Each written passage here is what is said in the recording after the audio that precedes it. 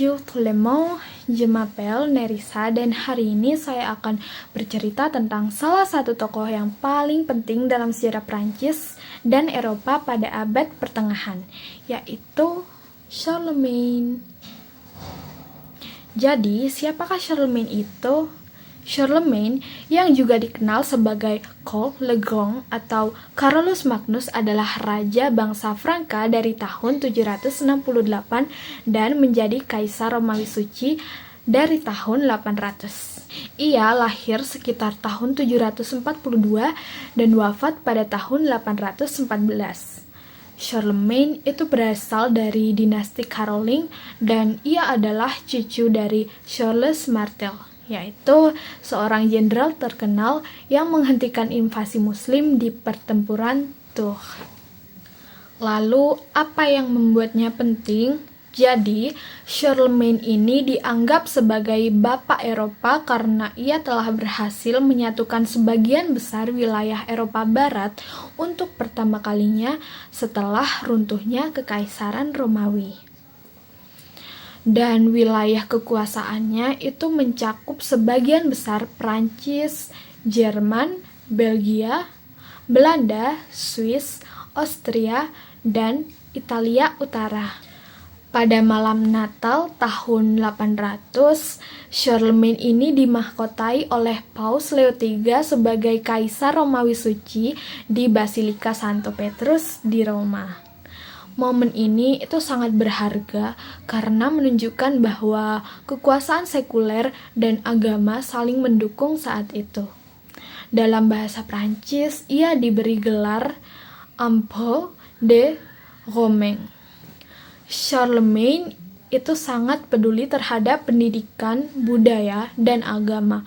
Jadi, ia mempromosikan apa yang disebut sebagai Renaissance Caroling, yaitu kebangkitan seni dan ilmu pengetahuan di Eropa. Jadi, ia mendirikan sekolah di biara-biara, mendorong para imam untuk belajar membaca dan menulis, lalu juga melestarikan banyak naskah kuno. Bahasa Latin menjadi bahasa resmi pemerintahannya, dan ia mengundang banyak cendekiawan dari seluruh Eropa untuk mengembangkan pendidikan seperti Alcuin dari New York. Charlemagne juga mengembangkan sistem hukum yang lebih tertata, yang disebut capitulaire, yaitu kumpulan peraturan yang ditulis dalam bentuk dekret. Jadi, ia mengirim penjabat yang disebut misi dominisi untuk mengawasi daerah-daerah kekuasaan agar tidak terjadi penyalahgunaan kekuasaan. Setelah kematiannya pada tahun 814, wilayah kekuasaannya itu dibagi kepada anak-anaknya. Namun, pengaruhnya itu tidak berhenti sampai di situ. Konsep Eropa Kristen dan ide kekaisarannya yang diwariskan ke Kekaisaran Romawi Suci itu bertahan selama berabad-abad. Bahkan Napoleon Bonaparte dan Kaisar Jerman Wilhelm I itu pernah mengaku sebagai penerus semangat Charlemagne. Sampai saat ini Charlemagne itu dianggap atau dikenang sebagai simbol pemersatu Eropa dan pelindung budaya Kristen. Charlemagne itu bukan hanya tokoh penting dalam sejarah Prancis, tetapi juga tokoh sentral dalam pembentukan identitas Eropa.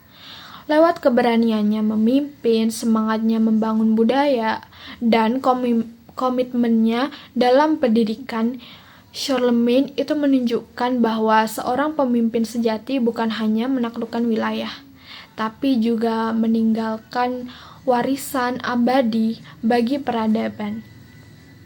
Sekian cerita dari saya tentang Charlemagne. Merci beaucoup, à bientôt!